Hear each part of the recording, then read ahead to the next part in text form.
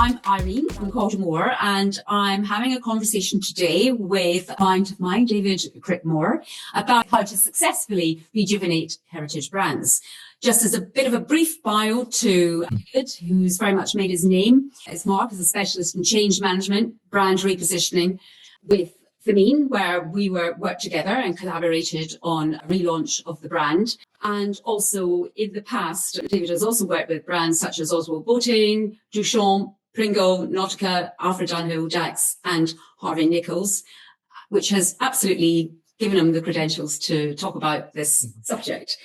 So I'm going to jump right in and start off by asking David a few little questions.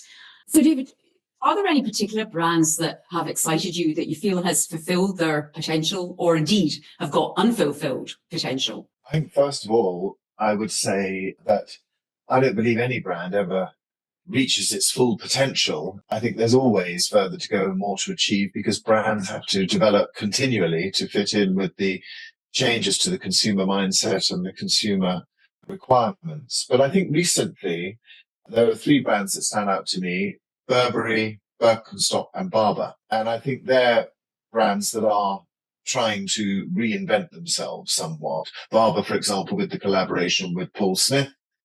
Birkenstock also doing collabs with various other designers. Burberry, I think, it's an interesting brand because it's turned around a few times before. It was a big turnaround story in the 2000s in that it tried to really go for it in terms of its financial turnover. And I think they went perhaps too far because it became a sort of footballer terraces brand. But I think what they're doing now, having chased the Chinese dragon for quite a long time, they're now looking back to their home base and trying to reinvent themselves as a relevant today brand for its home consumer market, as well as to cater for international clients. And I think that's right.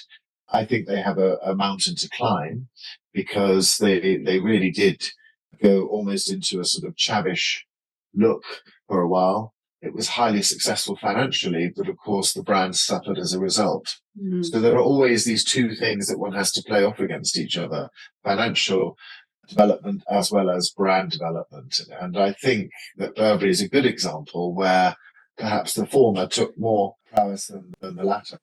Yeah, and I guess that's an interesting thing, David, isn't it? This idea of Burberry clearly is very much a British brand, and absolutely, and losing that kind of cultural richness at its heart, as you see, in a desire to sort of chase quick wins, can be very long-term damaging. Well, at the moment, 43% of their business is in China. And we all know what's been happening with the Chinese economy, and the Chinese consumer is not spending as they did. But yes, it's still a substantial market. And so that gives them springboards to redo themselves back home, if you like. And I think that's proving to have been begun. I mean, I went into the store the other day, the flagship in Bond Street, and I have to say, their whole look, I think, is changing. And I think it's a really good development. There's an opportunity, really, for them to lead again. I think they need to become more authentic. I think consumers these days want brands to be authentic. I think they need to link their heritage with contemporary design. And I must say they are doing that pretty well, I think, at the moment. But that's the message that needs to get out there. And I think they need to speak more about what they're doing. And they're certainly, I think, gearing themselves up to restore their position, if you like, in the sort of luxury global fashion world. You mentioned another interesting thing there, David, about collaborations, the collaborations that Birkenstock and Barbour have been doing. And they're very interesting vehicles, aren't they, to refresh and revitalise and find new areas and new audiences? Well, Birkenstock in the 1990s, they were sort of revived themselves from being a fairly boring sandal brand. And they did quite a lot of collaborations with luxury designers then. And then they sort of relied on that for a while through the 10s and 20s. And then I think it started becoming a bit boring again. So just recently, they've really sort of set themselves up as a fashion statement. They've done a lot of promotion, a lot of talking to influencers and marketers and so on and so forth. And they're now bringing in a new era of younger clientele into the brand because they've made themselves cool again. And I think they're a good example of how brands go through various life cycles in the way I've just been talking about Burberry. Yeah.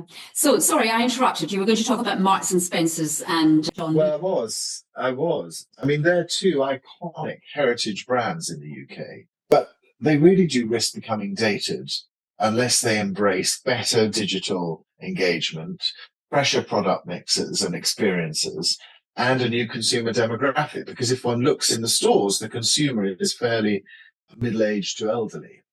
I do think Marks and Spencer are definitely trying. John Lewis is bringing in more and more brands to try and lift itself, but that's not really helping the John Lewis. I mean, in the day when they had their own brand product, you would go there for quality, you would go there for largely British made, and you would go there because you felt that they had a handle on what was contemporary, albeit classic contemporary. I think John Lewis particularly have lost their way, and I think that's why the stores are suffering. Because frankly, if you just put in brands that are available everywhere else on the high street, what's the point of going to John Lewis? You might as well go to the brand. Yeah. So I think that business particularly needs to have a really strong look at itself. Marks and Spencers, I think, are trying really hard. And I think particularly their menswear just recently, I've noticed, I think has got better. I think the women's wear still has quite a way to go. But of course, they're very concentrated on food, both of them. However, that's not going to sustain the brand long term. So they do need some fairly radical looks at what they're doing, radical overhauls. I mean, let's face it, John Lewis's shop window designs have been awful for a very long time. And they really need to wake their ideas up and start spending some money on that front. It's difficult when you're losing money, as they are at the moment. But if they don't invest now, I think they'll lose even more in the future. Don't disagree. So do you have any examples of heritage brands in recent years that you think have successfully reinvented themselves? I think Coach is another brand, American Leather Goods Company. It's a brand that sort of lost its way, became rather boring, and they've now updated their product designs and their launch strategies. They've sort of blended that nostalgia that they always hooked their brand on before with some more modern storytelling in its social media particularly. And I think that's attracting the younger generations, but they're still maintaining their brand authenticity and the emotional resonance. I mean, the key is not to throw everything out and try to start again, because that just doesn't build on what you've already established as a brand profile. I think you're absolutely right there, David. I think Lyle & Scott's another interesting brand. If one looks at Lyle & Scott in Europe, it's got a much higher positioning than it has in the UK. In the UK, it's very much, again, football terraces, and it's very strongly linked to football, etc. Nothing wrong with that if that's where they're going. But I think there is a slight disconnect between their European business, where they still hark back to the sort of luxury Argyle cashmeres and Shetlands and wools and what have you that were created in the factory in Scotland way back. It's a brand that has a very long history.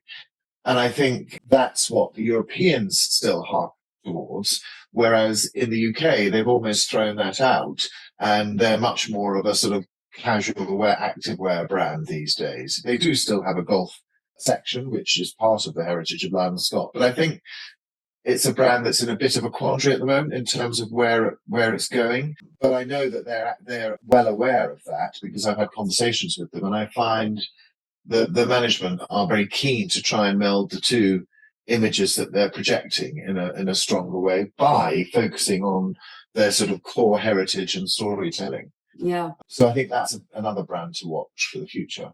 So just talking about the sort of successful reinventions, and you talked a bit about that idea of reconnecting with core heritage and storytelling. You've also talked a little bit about the sort of digital transformation. Are there any other sort of elements that you think are relevant and that these businesses should be looking at? I think digital is absolutely vital in today's world. It's a connected world. Everybody looks at everything on their phone. You have to be up there with well transformed digital directions. And I think you also need really strong influencer partnerships. I think the days of print advertising are gradually declining, because we were just talking about it. People don't read anymore. People are much more instant. They want instant gratification. And so the influencers can, if used well and if used in a strategic way, can actually promote your brand for you. Now, of course, some of them charge exorbitant sums, particularly in China. But having said that, they sell the product. So one has to look at the investment in marketing in a much more digitally focused way than perhaps one did in the past. Social media is very important. I would always say sadly, because I think it takes away the experience, but being able to meld your social media strategy with enabling the consumer to have an experience, I think is going to be the brand that is successful for the future. Obviously, sustainability is a key watchword at the moment. Everybody's talking about sustainability. I'm not sure that people really understand what sustainability is all about and what it really means, because I think it's almost impossible to be 100% sustainable, particularly in the fashion world, but also in other areas such as beauty and fragrance and so on. Obviously, contemporary product design that speaks to the consumer and that makes the products relevant to the consumer is very important. And we've touched on the stories. Those stories mustn't just be about the good old days. They have to be transformed and translated into relevance for today's consumer. And inclusivity is another thing. You know, a lot of people have been sort of blocked out of brands in the past, whereas these days, I heard someone say the other day, anyone can afford a Louis Vuitton. Well, that's not strictly true, but there's an awful lot more people that can afford Louis Vuitton these days than there were when they began. And that's where the word luxury has been rather debased in many ways, because now it's available to so many more consumers, and therefore you need to be inclusive in your approach. And then I think engaging consumers as well with some of these viral campaigns that go out on social media, but also the collaboration with designers is something that's really happening across the board now. And I think it's a very good way of enhancing your brand by utilizing the brand profile of a designer that is well known and has a good profile themselves. I referred to Paul Smith and Barber earlier, and I think that's a good sort of example of that. I think the key challenge for any brand trying to reinvent itself, and this happened when I took over Amouage, was that there was a small core of loyal consumers that I had to bring with me when we repositioned and changed the brand and took it internationally and made it more relevant to a contemporary consumer. You can't, it's an old expression, but you can't throw the baby out with the bathwater. You know, you need those loyal consumers and you need to take them with you. I think that's the big challenge really for any brand. Do you think there are any sort of common mistakes, David, that brands make when they're considering how they take their business to the next level? There is always a conflict between investors and shareholders' desire for growth and the need to reposition a brand. So not only do you have to get your core consumers along with you, you have to get your owners along with you. You know, for heritage brands, it's a really bold step to modernize whilst respecting their roots, because it's sometimes very hard to prove to your shareholders that reinvention is possible and in fact essential for long-term relevance, whilst still being able to maintain a level of turnover that is acceptable to the owners. I mean, I salute people that are doing it, because it is one of the most difficult things of brand management that I would say is in the business. Yeah, so that whole balancing of short-term versus long-term gain, really. Benefit, yes. Yeah. Absolutely. So those mistakes, when we've talked about that in the past, you know, it's, as you mentioned, is treating the heritage in a very rigid sort of way, isn't it? Rather than considering the creative potential, I guess, of your heritage in a modern context. Yeah, I think relying solely on tradition is a danger for any brand going forward. Living in the past actually has never been a good direction for a brand within the luxury or fashion or beauty business. One always has to reinvent oneself and have a finger on the pulse of where the consumer is going. You have to connect with your demographics, and those demographics change all the time. You know, younger consumers value inclusivity, digital engagement, purpose, experience, etc., etc. Some of the older consumers might say, well, I don't really care about that. But as long as they are seeing product that they can buy into, then at least you're working to get the younger consumers with you. I think going too far down the younger consumer route can also be a problem because they're not loyal. They will move with the times, they will move with the brands as fashion and trends move. But I think as long as you maintain your authenticity and your credibility as a brand, then the work that you do will prove dividends down the line. Because I think consumers these days are much more canny than they used to be. And I think they can see through brands who suddenly go really fashionable without actually having that behind them. I mean, Balenciaga is a brand that I could mention where I think, all that sweatshirt stuff that they did and trainers and everything, I didn't think that was what Balenciaga is about. And I'm glad to see that it's now changing back into a more elegant format. Yeah. I think, well, then that was probably one of those classic examples, David, of a brand that was chasing what they felt to be kind of current culture and also in a desire to achieve a degree of visibility, but not enduring. Yeah. I think that's a good example. But I think that really one has to communicate all the steps along the way of the transformation. And that's part of bringing your core consumers with you, getting their support, getting their buy-in. And I think any rollout of a new brand direction or a reformed brand direction needs to be phased. It can't just happen overnight. You can't go from one thing to the other. And that's what Balenciaga did. And I think that was a mistake on their part. So going on to talk about giving your international experience and perspective, do you think any particular British brands or brands have successfully navigated translating the brands internationally? For example, I think never tried to replicate that experience, have they? Yeah, Fortnum & Mason is quite a good example. I mean, that's a 300-year-old brand, for goodness sake. But what they've done is focused on growing cross-border commerce through having shops of food items only in various retail locations in airports and so on and so forth. And I think that is quite a successful way of developing the brand in an international context whilst not taking the whole retail concept that they have in Piccadilly to the rest of the world. So the brand is well known, but they've taken elements of it. And I think that's quite a strategic, sensible move. International audiences can now buy Fortnum's in several markets, but you don't have the full retail concept unless you come to London. So actually what you're doing is you're effectively promoting your brand in the international market so that when people do come to London, they will come to your emporium in Piccadilly and buy other things. And gain the full experience where they're almost sort of having these little delicious cameos dotted around to fuel the appetite and desire. So what are those kind of characteristics and qualities that you look for when you're linking up with a design brand partner? I think the first and most important thing is communication and collaboration. I mean, you need a partner that is not just going to sit there and write all the notes and say, yes, yes, yes, yes, yes. They're actually going to ask questions and they're going to question your requirements if they think they're wrong or if they think they need further discussion and so on and so forth. They're not just soundboards.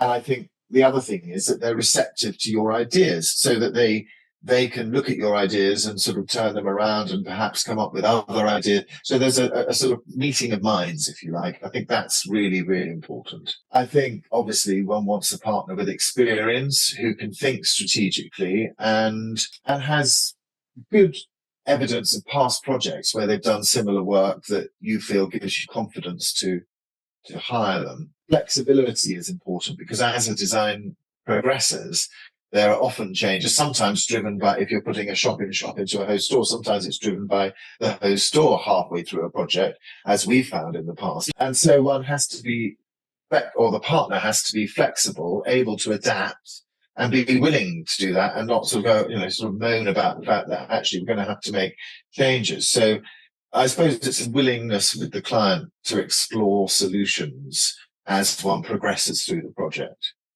Obviously, they have to have technical skills and the ability to have the finger on the pulse. So we want someone who's able to bring us innovation suitable for all eventualities within the project itself.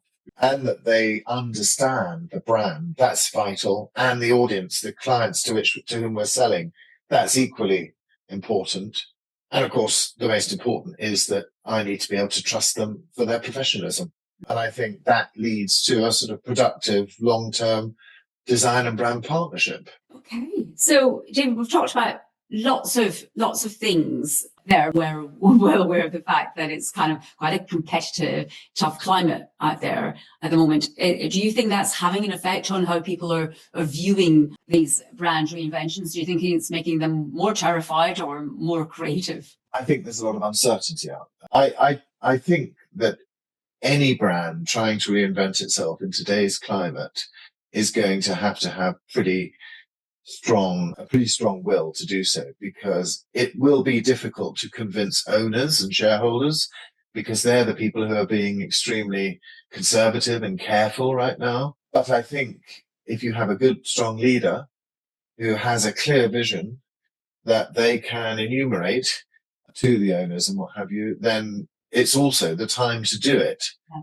Because this is when people will be talking about things like that. Yeah. And I think as long as they, communicate it to their current consumers, as I've said before, and communicate it to those that they want to become consumers, then they will be taking people with them and the risk will be less. Yeah. It is still a risk. Of course it's a risk, but it's an important risk, because if you don't do something, brands eventually will decline and disappear. And as you say, I guess in a time of uncertainty, then those brands that appear to be in possession of a clear vision and a confident vision and knowing who they are and who they're for, will have an opportunity to maybe potentially have greater cut through. I agree.